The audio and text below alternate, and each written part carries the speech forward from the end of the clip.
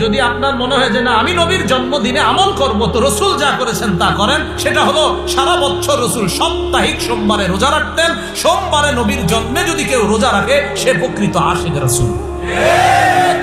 রসুলের জন্মদিনে আমাদের কি করণীয়, কি করা দরকার? আমার সাথে সবাই বলেন, বলেন আমরা নবীর জন্মদিনে তাই করব যা নবীজি করেছেন। ঠিক তো? ওয়াদা তো ইনশাআল্লাহ।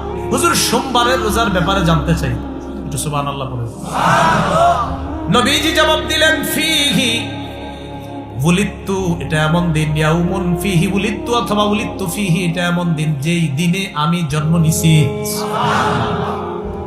ওয়া বুইসতু, এটা এমন দিন, ওয়া বুইসতু যেই দিন আমাকে নবুয়ত দেওয়া হয়েছে। আও উনজিলা আলাইয়া, এই সোমবারে আমার উপর কোরআন নাজিল করা হয়েছে। হুজুর সোমবারের রোজা, রসুল কো আরে এই দিন তো আমার জন্ম, এই দিন আমার নবুয়ত দেওয়া হয়েছে, এই দিন আমার উপর কোরআন নাজিল করা হয়েছে, তাই আমি এই দিনে রোজা রাখি। এবারে সোমবার কি বছরে একদিন? তাহলে সোমবার কি বাৎসরিক না সাপ্তাহিক? রাসূল সাল্লাল্লাহু আলাইহি সাল্লাম জন্মদিন কি বাৎসরিক পালন করতেন না সাপ্তাহিক?